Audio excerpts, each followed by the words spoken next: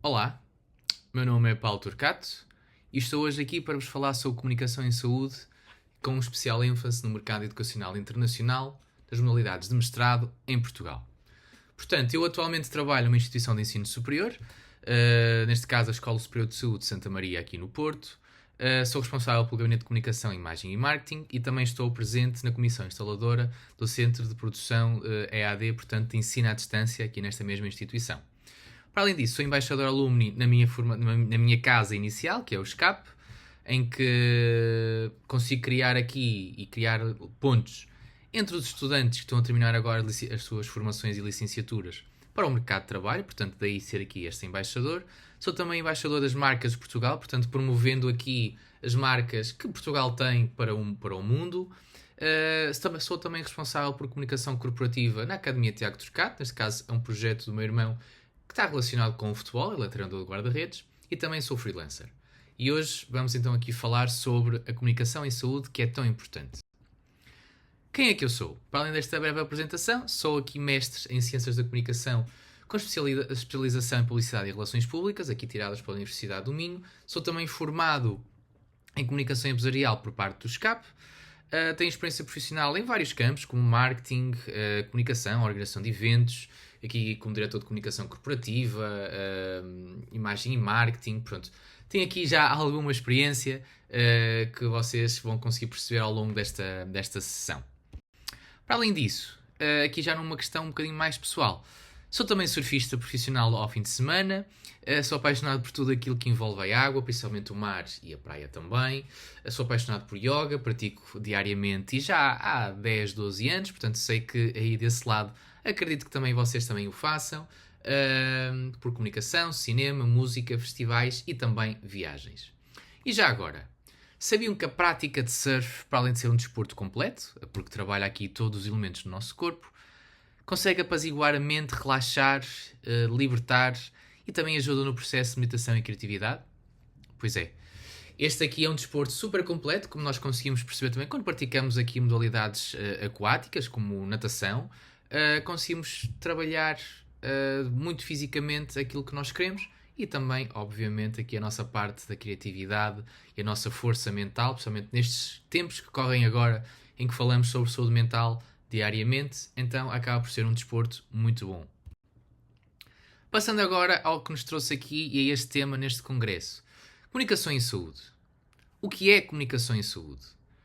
Tiago, em 2007, refere que a comunicação em saúde é um campo em evolução cada vez mais proeminente, tanto na saúde pública como nos setores comercial e sem fins lucrativos. A comunicação, obviamente, está aqui ligada a uma natureza multidisciplinar. Isto o que é? Nem sempre é fácil definir esta área, porque comunicação pode ser tudo, e há quem diga que comunicação pode ser também nada, e isso nós vamos perceber daqui a pouco, mas na minha opinião, a comunicação é tudo, porque tudo aquilo que nós fazemos, tudo aquilo que nós dizemos, expressamos, é comunicação, mesmo que estejamos sem dizer nada. Portanto, aqui Chiave continua a referir que é possível compreender que o papel da comunicação em saúde vai mais para além da influência e do apoio a indivíduos em comunidades, portanto, vai muito mais daquela comunicação que, neste caso, os enfermeiros têm com as suas equipas, com os médicos, com os auxiliares, com os terapeutas, com todos os profissionais de saúde em contexto hospitalar ou de clínica. Portanto, aqui aquilo que nós conseguimos perceber é que a comunicação em saúde tem um papel principal e que o seu objetivo é conseguir apoiar estes gestores de comunicação, sejam eles diretores de enfermagem, sejam eles enfermeiros que estão no seu desempenho, no seu primeiro ano ou até já no seu final de carreira, a identificar as necessidades, portanto, aquilo que acontece no vosso serviço e aquilo que vocês conseguem depois comunicar para quem está a fazer a sua gestão, de forma a conseguir melhorar continuamente todo o processo e todo o vosso serviço também. De certeza que desse lado já conseguiram perceber e conseguem perceber diariamente as dificuldades que vão passando no vosso serviço, seja a comunicar com os doentes, com os vossos colegas. Então esta comunicação em saúde é fundamental para que todos consigam trabalhar da melhor forma e, claramente, prestar aqui um melhor cuidado ao doente que está ao nosso lado. Portanto, este mesmo autor refere ainda que, embora existam diversas definições de comunicação em saúde, todas elas realçam, novamente, aqui esta promoção na defesa da saúde, que é o intuito de melhorar os resultados a nível individual e coletivo nas organizações. Portanto, referindo aquilo que estava a ser dito anteriormente, para além de ser extremamente importante reforçar aqui a comunicação entre as equipas, de forma que todo o vosso processo seja transparente, igual e, de certa forma, também consiga melhorar aqui o vosso profissionalismo e a vossa forma de atuar para com os pacientes, como também comunicar com os próprios doentes para de forma a conseguirem perceber quais é que são as suas dores, quais é que são as suas preocupações, as suas lamentações e também de forma aqui a conseguirem comunicar com os seus familiares sempre que existe aqui alguma situação menos favorável para o doente e também para vocês mesmos. Então, qual é a importância da comunicação em saúde neste contexto global? Sabemos que, como já foi dito anteriormente, que a comunicação desempenha aqui um papel crucial em vários cenários e, passando aqui para casos concretos, tivemos relativamente há pouco tempo a pandemia Covid-19, que nos afetou a todos, e então foi extremamente importante comunicar da forma mais assertiva. Claro que aqui a comunicação dependeu sempre de país para país, portanto, cada realidade era uma realidade e nem sempre foi fácil comunicar da melhor forma.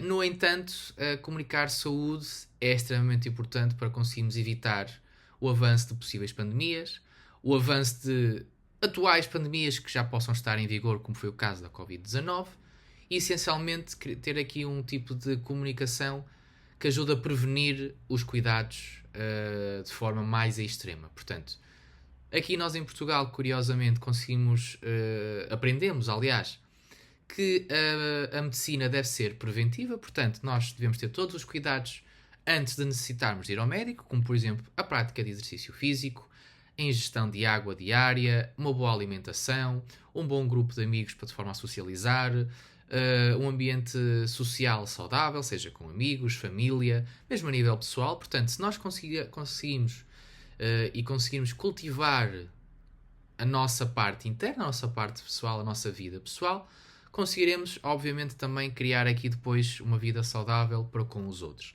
E é isso que a comunicação em saúde nos ensina. Se nós tivermos estratégias, se nós tivermos mecanismos e meios para comunicar assertivamente aquilo que está a acontecer, conseguimos evitar fins maiores, como foi no caso da pandemia Covid-19. Portanto, de forma aqui resumida e em tópicos, a comunicação em saúde deve ser rápida, eficaz e assertiva. A comunicação tradicional e digital devem estar sempre aqui em sintonia.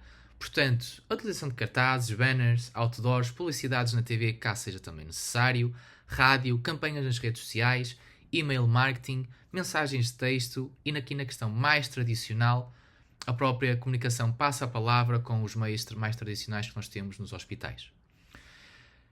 Devemos também combater a desinformação e sabemos que as redes sociais são cada vez mais propícias para que isso aconteça. Inclusive tivemos agora recentemente as notícias no caso da Meta, o grupo que é mãe das redes sociais como WhatsApp, Facebook e Instagram, vai deixar de ter aqui o seu fator de examinação para perceber se as informações que estão a ser feitas e são a ser escritas e publicadas são realmente verdade ou não.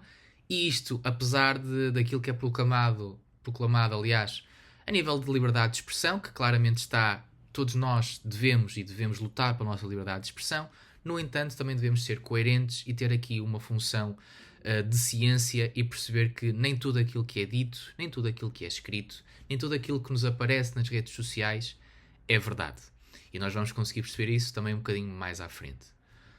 Devemos também criar aqui uma comunicação em saúde que oriente para comportamentos, como por exemplo, novamente pegando aqui na pandemia de Covid-19, orientações como saber lavar as mãos, de que forma é que nós o devemos fazer, e ter aqui uma ética respiratória, que sempre que tivermos necessidade de tossir, devemos tossir aqui para o braço e nunca para as mãos, porque depois se tossirmos para as mãos podemos contaminar os outros locais ou até outras pessoas. Portanto, criar aqui mensagens de comunicação, materiais de comunicação para divulgarmos, de forma a combater e orientar este tipo de comportamentos. E claro está, saber adaptar aqui a mensagem ao público-alvo, mediante o tipo de contextos, o tipo de cultura, também questões sociais e demográficas, porque, novamente, nós que estamos aqui, maioritariamente somos pessoas instruídas, pessoas com estudos, No entanto, e no caso da área da saúde, a maioria dos nossos pacientes e na maioria dos nossos doentes nem sempre tem a sua escolaridade obrigatória e terá provavelmente muitas dificuldades em saber ler e escrever. Portanto, a comunicação que deve ser feita deve ser também adaptada para que todos nós, independentemente dos seus estudos ou não, consiga perceber a mensagem e consiga perceber aquilo que nós estamos a fazer, que é melhorar a nossa saúde, promover a nossa saúde e evitar pandemias. E claro está, aqui já um pouco mais referente às organizações, criar estratégias de comunicação e ter a sua constante avaliação, porque lá está. Se nós tivermos aqui uma comunicação ou uma campanha que esteja a decorrer e percebermos que esta campanha pode estar aqui a induzir em erros pacientes ou que não está a ser eficaz, deve ser avaliada constantemente para que consiga ser ajustada e consiga ir ao encontro daquilo que os nossos pacientes, daqueles que são os nossos doentes também, novamente mediante o tipo de contexto, o tipo de cultura e o tipo de informações socio e dados demográficos que possam ter. Passando agora para alguns exemplos. E vamos avaliar aqui a importância da comunicação em saúde no seu contexto global. Nesta imagem, ainda referente à Covid-19, conseguimos perceber que temos aqui provavelmente um enfermeiro a cuidar do seu paciente que já poderia estar aqui em falência respiratória, então uma das práticas era colocar o paciente deitado de barriga para baixo. Esta imagem, sendo divulgada através dos meios de comunicação, apesar de não ter nenhum texto associado, neste contexto aqui, porque depois se lerem e se tiverem acesso aos links conseguirão perceber o contexto a nível escrito, mas através desta imagem vocês conseguem perceber coisas muito simples. Portanto, estamos perante um caso grave. Estamos perante um caso grave porque não só porque o paciente está inconsciente e está aqui de barriga para baixo, portanto já é um indicador que é um caso mais sensível. Conseguimos perceber através do profissional de saúde que está completamente equipado de forma a que não consiga aqui contrair nenhum tipo de bactéria, nenhum tipo de vírus. Conseguimos perceber pela ala hospitalar em que se encontra que é um caso grave também, portanto, através de uma imagem que pode valer 1000 palavras, ou mais de 1000 palavras, como se costuma dizer, conseguimos perceber aqui que é um caso de extrema importância. Portanto, é importante comunicar este tipo de imagens, tal como foi na pandemia Covid-19, para conseguir alertar e criar aqui uma consciencialização ao público que estava em casa, que estava em confinamento, a perceber que não era uma doença propriamente fácil, era uma doença que ainda estava desconhecida e que estávamos aqui a tentar perceber como é que atuava, quais é que seriam os seus riscos, quais é que seriam os seus sintomas mais graves, tirando aqueles que foram comunicados de forma mais célere, como a questão da utilização de máscara, a desinfecção das mãos de forma precoce e todos os outros cuidados. Conseguimos perceber que esta imagem poderá ter causado aqui um impacto para que as pessoas de facto tivessem mais cuidados de forma a não contraírem o vírus do Covid-19. Passando para a seguinte imagem, conseguimos perceber aqui que é uma questão de vacinação, independentemente das suas vantagens, estamos em saúde, portanto, se os nossos especialistas, se a ciência nos diz que devemos vacinar, devemos então proceder a este procedimento e conseguir perceber aqui que, novamente, estamos perante uma imagem que pode valer mais do que 1000 palavras. E esta imagem o que é que poderá representar? Deixo-vos aqui alguns segundos para que vocês que estão desse lado a ouvir-me consigam tirar as vossas próprias conclusões, de forma a que eu depois consiga explicar aqui uma das possíveis situações que pode ocorrer neste tipo de comunicação. Ora então, vou-vos dar aqui uns 5 segundos.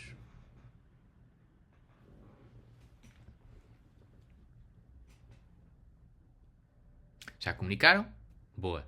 Então, nesta imagem nós conseguimos perceber que temos uma pessoa já de uma faixa etária mais idosa, mais avançada, que teve a iniciativa de se vacinar. Na pandemia Covid-19, com a desinformação que estava a existir nas redes sociais, foi extremamente importante nós conseguimos ter aqui vários públicos, tanto crianças a serem vacinadas, jovens, adultos e até idosos, que era importante vacinar e que apesar da vacinação todos deviam continuar a ter os seus cuidados. como por exemplo conseguimos ver a senhora que está a ser vacinada, a utilizar a máscara de prevenção, a utilizar também uma viseira para que as possíveis gotículas, apesar das máscaras, não viessem para o seu rosto, para o seu nariz e para os seus olhos. No entanto, conseguimos perceber também que a colocação da máscara não está propriamente a ser feita de forma eficaz, uma vez que conseguimos ver ali o nariz da senhora. Portanto, apesar desta imagem conseguir ter aqui um peso muito grande na importância da vacinação, conseguimos perceber também que é um caso em que a utilização de máscara está a ser incorreta, então devia ter sido pensada da melhor forma antes de ter sido publicada e utilizada, porque poderá aqui induzir em erro em que, apesar de eu estar a ser vacinado, posso utilizar a máscara desta forma e isso não era o correto na altura. No entanto, sem termos aqui grande informação sobre esta imagem, conseguimos ler, interpretar e ter aqui uma comunicação não verbal, neste caso através da fotografia, o impacto que pode ter nas nossas vidas, como neste caso a vacinação, a importância da vacinação. Passando então para a comunicação que foi feita na pandemia também.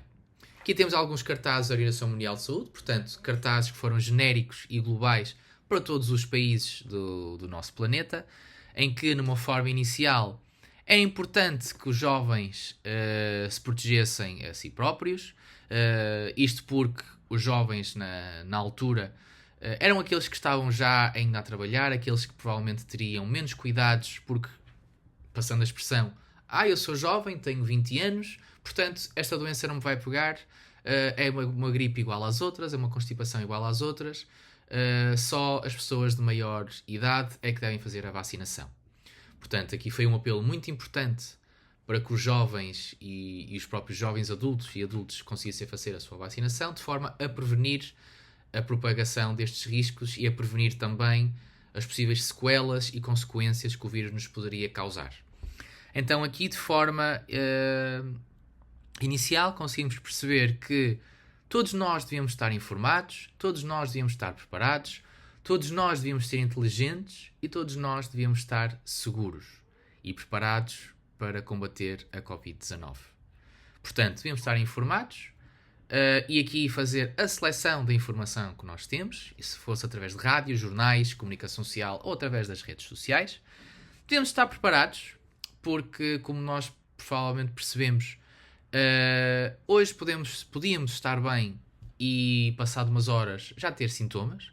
Portanto, devíamos estar preparados para esses sintomas e prevenir aqui o possível contágio com as pessoas que estavam ao nosso redor, serem pessoas mais frágeis.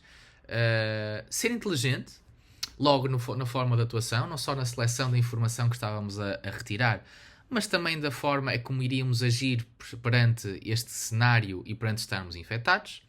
E claramente estarmos sempre seguros com os procedimentos anteriores na utilização de máscara, na desinfecção das mãos e aqui com todo o tipo de cuidado que devia ser feito. Portanto, estas mensagens foram generalizadas.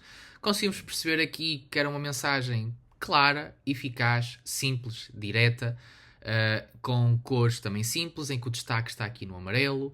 Na fotografia da esquerda conseguimos perceber, temos aqui uma ilustração de um possível médico com um megafone a ditar as informações e as regras para que as pessoas pudessem fazer a sua vida o mais normal possível. Depois aqui já em caso português, no caso da vacinação, mesmo vacinado, todos nós devíamos estar protegidos e manter na mesma as regras iniciais, como manter a distância de segurança, termos a utilização da máscara, fazermos a desinfecção das mãos e também fazermos aqui o arejamento da casa, portanto, termos aqui, como estamos em situações de gripe e que as informações acabam por ser generalizadas, temos aqui uma janela aberta de forma a que o ar que está dentro de casa consiga fluir e consiga renovar o ar que está dentro das nossas casas. Dentro também da pandemia Covid-19 conseguimos perceber aqui já outra forma de comunicação não tão direcionada à pandemia, mas claro está, uma vez que estivemos em confinamento durante bastante tempo, em que passamos muitas horas com as nossas namoradas, os nossos namorados, os nossos pais, os nossos filhos, sobrinhos, tios, amigos, em que a nossa saúde mental poderia, de certa forma, degenerar-se. Então, como era perceptível que estas situações de isolamento poderiam causar aqui algum tipo de perturbações a nível de saúde mental, foi importante também comunicar que a violência era crime. E neste caso a violência doméstica, seja fosse ela de que forma fosse. E uma vez que essa probabilidade seria muito grande, não só em casos futuros que nunca tinham acontecido, mas principalmente em casos em que isso infelizmente já acontecia nas nossas casas, era importante referir que todos estavam seguros e que todos tinham aqui uma forma de pedir ajuda caso fosse necessário. E aqui, pronto, através de mensagens, através da linha SOS de violência doméstica e então através também de e-mail, a violência, neste caso Covid, porque estava muito direcionada ao confinamento que estávamos a ter durante esta pandemia. Ainda aqui em Portugal, conseguimos perceber em mais duas comunicações que, no caso aqui da Lilás, que se tivéssemos algum destes sintomas, como por exemplo tosse, febre ou perda de diminuição do olfato, algo tão característico e que te diferenciava aqui um pouco de uma gripe e de uma constipação de forma mais rápida, era mantermos o nosso autocuidado, o nosso autoisolamento. Portanto, se eu tivesse algum deste tipo de sintomas, devia claramente isolar-me em casa, no nosso quarto, de forma a proteger todos os outros. Então, estas aqui eram formas de comunicar e todos estarem informados sobre os procedimentos que deviam ter. E depois temos aqui, também já do lado esquerdo, a peça mais importante somos nós, porque se nós não praticássemos todos este tipo de cuidados, se nós não estivéssemos a pensar apenas em nós e não só nos outros, a pandemia não teria sido aquilo que foi a nível de casos positivos, de soluções para a pandemia. Isto é, se nós fizéssemos o nosso papel, se nós praticássemos todos os nossos cuidados, provavelmente os nossos familiares, os nossos amigos não iriam ser contagiados. Não sendo contagiados, poderíamos estar aqui a evitar possíveis mortes ou possíveis mazelas a nível da questão de saúde. Acredito que também aí no Brasil, e para quem nos está a ouvir, estas mensagens fossem literalmente similares e que, independentemente do estado em que vocês estivessem, era importante referir que todas estas mensagens fossem importantes, mas, no entanto, e retirando aqui um bocadinho da comunicação em saúde, vocês já pensaram na importância que é comunicar informações aos doentes e aos pacientes?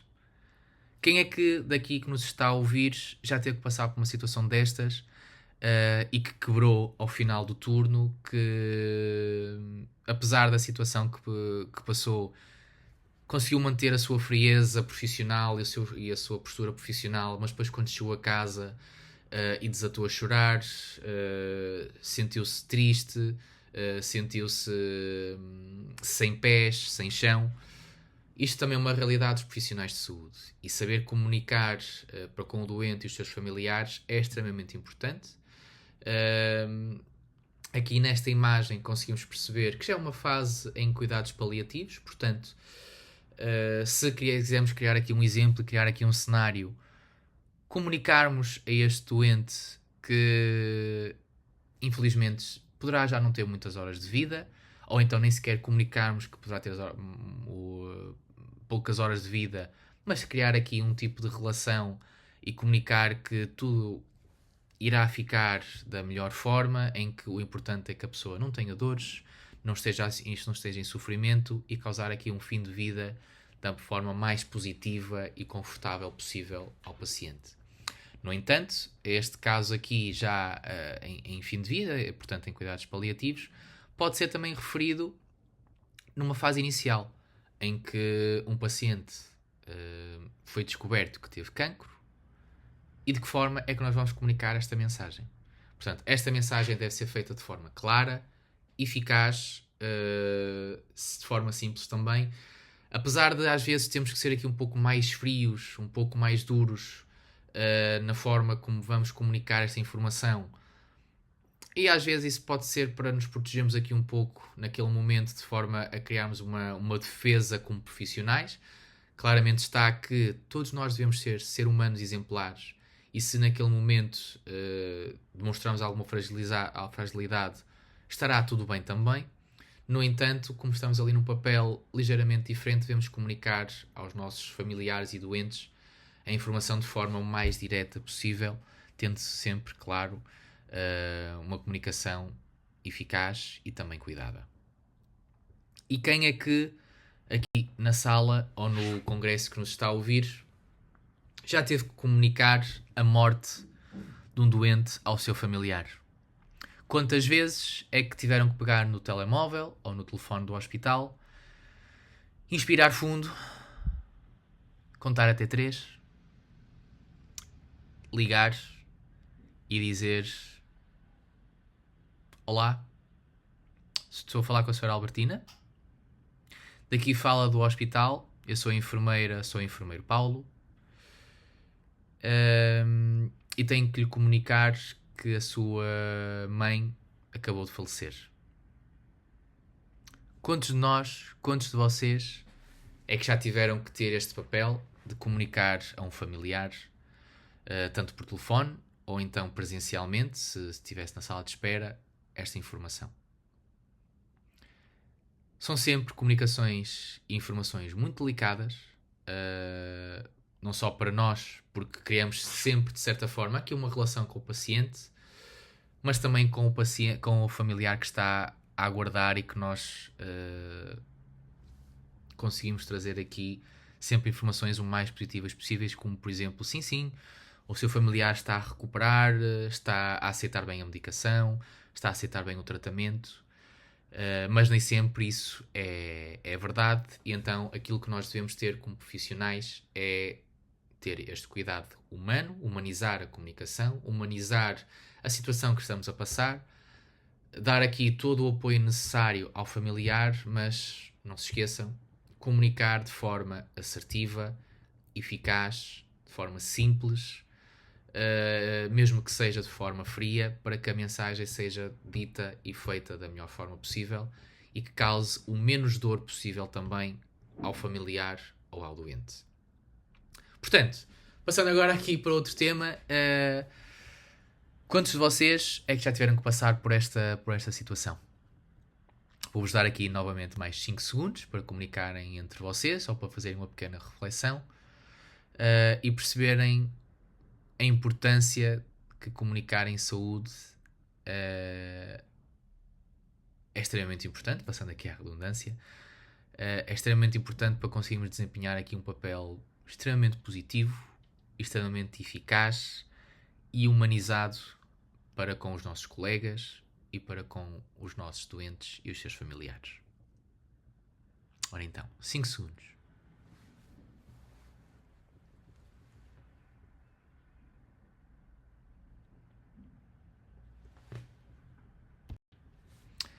Passando agora para estudar em Portugal. Muitos de vocês provavelmente têm essa intenção. Portanto, quais é que são as vantagens de estudar em Portugal? Para além da qualidade académica que é reconhecida internacionalmente, portanto, os nossos enfermeiros, aqueles que estudam de base aqui, conseguem ter aqui um ciclo de estudos de 4 anos em que passam por todas as áreas da enfermagem. Portanto, na faculdade onde eu trabalho, os nossos estudantes de enfermagem têm estágio logo a partir do primeiro ano. Claro está que a partir do primeiro ano é sempre um estágio mais aqui a nível de introdução e vão comunicar saúde, portanto vão às escolas primárias ensinar as crianças a estarem sentadas corretamente, a ensinarem a ter bons hábitos e boas práticas alimentares, práticas posturais, fazer também já aqui alguns rastreios, sempre acompanhados obviamente pelo seu docente, pelo seu professor, pelo seu tutor, para que tudo seja feito de forma mais eficaz, mas que já tenham aqui uma sensação e um sentimento de profissionais de saúde, de enfermeiros, de enfermeiras, e que estão a causar aqui um impacto positivo nas nossas crianças. A partir do segundo ano, aí sim, já vão para um contexto a nível de cuidados generalizados, portanto, podem ir para centros de dia, lares de idosos, prestar aqui cuidados básicos, como a higiene, banhos, a movimentação nas camas, Portanto, para que consigam já perceber aqui uma dinâmica, ter aqui uma dinâmica, uma relação especial com a enfermagem. E depois, terceiro e quarto ano, vão para o contexto hospitalar e passam por todos os serviços. Portanto, passam pelo serviço de urgências, serviço de nefrologia, psiquiatria, bloco operatório, medicina interna, passam por todos estes sítios, por todos estes locais, não só para conseguirem perceber a realidade entre todos eles, porque uma coisa é estarem a trabalhar ou estagiar num serviço de urgência, em que poderão passar 500, 600, 700 utentes numa noite, e outra coisa é estar num internamento em que aquele serviço pode ter apenas 10 doentes, e apesar de ser um cuidado mais específico ou mais especializado, poderão não ter tanto trabalho ou ter tanta exigência como um serviço de urgências. Então, esta realidade é extremamente importante para os nossos estudantes, para conseguirem perceber não só a realidade de cada serviço, mas também conseguirem já perceber qual é que será a área de especialização que depois quererão ter. No nosso caso, a proximidade cultural e linguística, portanto, falamos todos a mesma língua, independentemente do nosso sotaque, independentemente do nosso país, neste caso aqui os países lusófonos, como Portugal, Brasil, Angola, Moçambique, Timor-Leste, Cabo Verde. Temos sempre a nossa proximidade cultural e linguística.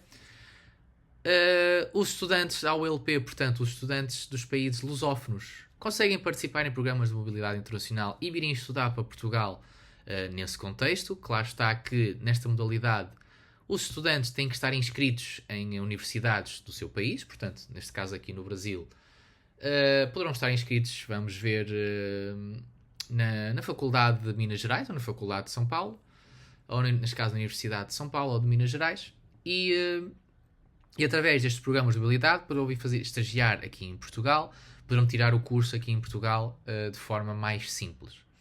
Somos um país seguro, temos um clima espetacular, apesar da chuva, como é o caso do dia de hoje em que eu estou a fazer a gravação. Temos grande parte do ano sempre sol, apesar do frio e da chuva, mas é um tempo bom a nível europeu. Claro está que vocês aí no Brasil têm bom tempo e sempre calor quase o ano inteiro, obviamente dependendo da região em que nos estão a ouvir. E também o custo de vida, que acaba por ser acessível. Para além disso, temos aqui um programa e um ponto muito importante. Se vocês que me estão a ouvir já são enfermeiros, já são profissionais, e se querem vir para Portugal e são licenciados em enfermagem aí no Brasil, terão que fazer o reconhecimento do vosso grau e dos diplomas estrangeiros. Isto é, a União Europeia, e neste caso também aqui em Portugal através da Ordem dos Enfermeiros, a entidade reguladora que rege aqui a classe dos enfermeiros, faz com que os estudantes ou os profissionais que tenham tirado um curso noutro país tenham que fazer este reconhecimento de grau não só pelo nível de horas de estágio que são exigidas pela Ordem dos Enfermeiros aqui em Portugal, como por todo os conteúdos programáticos que foram lecionados anteriormente. Então existem 3 níveis, neste caso 3 tipos de reconhecimento. O reconhecimento automático, de nível e específico. E o que é que são estes níveis aqui? Portanto, reconhecimento automático é um ato, e aqui vou passar a ler de forma mais específica para que todos vocês consigam perceber. É um ato que permite reconhecer genericamente um grau ou diploma de ensino superior estrangeiro, cujo nível, objetivos e natureza sejam idênticos aos graus portugueses de licenciado, mestre ou doutor, diploma de técnico superior profissional, que consta o elenco de graus e diplomas fixado pela Comissão de Reconhecimento de Graus de Diplomas Estrangeiros. Esta solicitação do reconhecimento deve ser feita sempre em instituições de ensino superior públicas. Este é um ponto muito importante, porque nós aqui em Portugal temos instituições de ensino superior públicas e instituições de ensino superior privadas, e só as de ensino superior públicas é que podem fazer este reconhecimento, nunca as privadas, ok? No caso de reconhecimento de nível, qual é a diferença?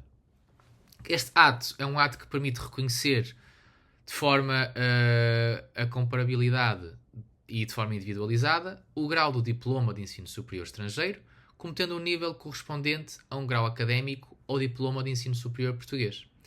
E esta solicitação também deve ser feita através de universidades públicas ou institutos politécnicos públicos portugueses. Aqui nós temos duas diferenças também em Portugal. Universidades públicas e institutos politécnicos públicos. No caso concreto aqui no Porto, nós temos a Escola Superior de Enfermagem do Porto, que é uma instituição politécnica pública, portanto, a diferenciação entre uma universidade e um politécnico é que o politécnico é mais orientado para a prática, como é o caso do ensino da enfermagem, e no caso das universidades é um ensino orientado mais para a investigação. Então, neste caso de reconhecimento de nível, pode ser feito nestas duas instituições, sempre que sejam públicas. Passando para o reconhecimento específico. Este aqui já é um ato que permite reconhecer um grau ou diploma de ensino superior estrangeiro, idêntico a um grau académico ou diploma de ensino superior português, através de uma análise casuística do nível, duração, conteúdo programático, numa determinada área de formação, ramo de conhecimento ou até especialidade. Esta solicitação, à semelhança do nível anterior, deve ser feita em universidades públicas, institutos politécnicos públicos. Todas estas informações podem ser retiradas no site do governo português, em que se vocês clicarem no Google Estudar em Portugal e Reconhecimento de Graus e Diplomas Estrangeiros, vai logo aparecer todos os contratos, todos os regulamentos, todas as leis com este tipo de informações para que consigam perceber onde é que se podem dirigir e qual destes reconhecimentos se adequa à vossa formação e à vossa especificidade. Portanto, estas aqui, no caso do reconhecimento de grau do diploma de enfermagem, para além desta solicitação, vou-vos mostrar aqui algumas faculdades em que são possíveis fazer estes 3 reconhecimentos. Portanto, como eu vos tinha referido anteriormente, temos aqui a Escola Superior de Saúde de Enfermagem do Porto, temos a Escola Superior de Saúde de Enfermagem de Coimbra, a Escola Superior de Enfermagem de Lisboa. Portanto, estas 3 escolas são institutos politécnicos públicos, ok? E depois passando para as universidades. Temos a Universidade do Minho, a Universidade de Aveiro, a Universidade de Évora, Algarve, Madeira, Trás-os-Montes e Alto Douro. A Escola Superior de Enfermagem do Porto é no norte do país, à semelhança da Universidade do Minho, que é mais localizada em Braga. A Escola Superior de Enfermagem de Coimbra é no centro do país, um pouco depois da Universidade de Aveiro, que também se situa aqui no centro. A Universidade de Lisboa é uma universidade mesmo na capital do país, portanto, em Lisboa. Temos também a Universidade da Madeira, numa das nossas ilhas. Temos a Universidade do Algarve, que é no sul, e a Universidade de Évora também, ali na zona do Alentejo. Ou então, em Trás-os-Montes e Alto Douro, na nossa região norte, mas mais interiores. Ok? Passando para as instituições de ensino superior em enfermagem. Vocês conseguirão ter acesso, também se procurarem online, a todas as faculdades em que vocês poderão vir estudar. Portanto, após o reconhecimento que é feito anteriormente, é um reconhecimento que vos dá aqui a opção de poderem trabalhar em Portugal num hospital através do reconhecimento de grau, e se apenas são licenciados aí no Brasil e quiserem tirar uma especialização aqui em Portugal, seja uma pós-graduação ou um mestrado, que já vos vou falar um bocadinho mais à frente também sobre a diferença, deverão fazer sempre primeiro este reconhecimento e depois de terem o reconhecimento feito, novamente uma universidade pública ou no Instituto Politécnico Público, poderão estudar em qualquer faculdade, seja ela pública ou privada, do país. Ok? Portanto, tem aqui alguns exemplos, como por exemplo a Escola Superior de Enfermagem de Coimbra, Lisboa, Porto, Politécnico de Beja, Politécnico Castelo Branco, nas suas escolas superiores de saúde, Universidade dos Açores, Universidade do Politécnico de Viana, temos aqui a Universidade de Évora, temos depois aqui já as privadas como a CESPO, a Escola Superior de Saúde de Santa Maria, onde eu trabalho também, a Escola Superior de Saúde da Cruz Vermelha, São Francisco das Misericórdias. Temos aqui todo um conjunto de universidades públicas e privadas, neste caso públicas. Temos também um conjunto de institutos politécnicos públicos e privados em que vocês poderão tirar a vossa formação.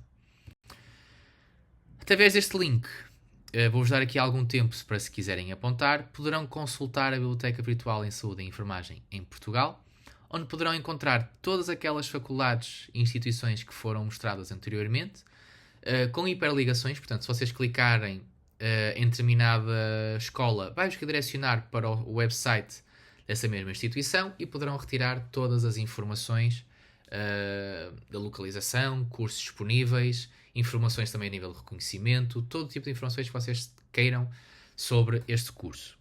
Portanto, novamente, o site é bvsenfermaria.bvsalude.org e depois temos aqui o resto da ligação, mas se escreverem no Google Biblioteca Virtual em Saúde e Enfermagem, vai-vos aparecer também de forma mais simples esta plataforma com todas as instituições em Portugal. Qual é a diferença então entre pós-graduações e mestrados? A pós-graduação aqui em Portugal não vos confere um título de especialista à semelhança do mestrado. A duração é de apenas 10 meses, podem ser acreditadas pela Ordem dos Enfermeiros aqui em Portugal e podem ser frequentadas sem experiência profissional desde que exista o reconhecimento de grau ou diploma em enfermagem. Portanto, ou seja, basta terem a vossa formação base em enfermagem e podem nunca ter trabalhado na área, que podem tirar aqui este título de pós-graduado. No caso dos mestrados, já é muito diferente da pós-graduação, principalmente aqui em Portugal. Os mestrados já vos conferem o título de especialistas, têm a duração de 18 meses, são acreditados pela Ordem dos Enfermeiros e apenas podem ser frequentados com experiência profissional mínima de 2 anos.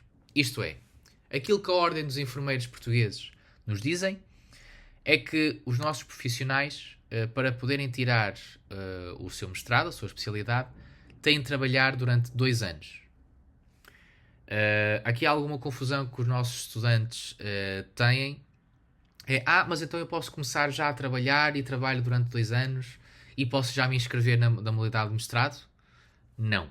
Têm mesmo que, após terminarem a licenciatura ou após terem aqui 2 anos de experiência, aquilo que a Ordem dos Enfermeiros diz é que vocês têm que trabalhar durante 2 anos e só depois dos 2 anos é que podem fazer a candidatura. E essa candidatura, quando é apresentada, deve haver um comprovativo de que de facto estiveram a trabalhar durante estes 2 anos para conseguirem ter o acesso ao mestrado. Ok? Esta é a principal diferença entre mestrados e pós-graduações. A nível de pós-graduações e mestrados, vocês podem encontrar aqui em Portugal.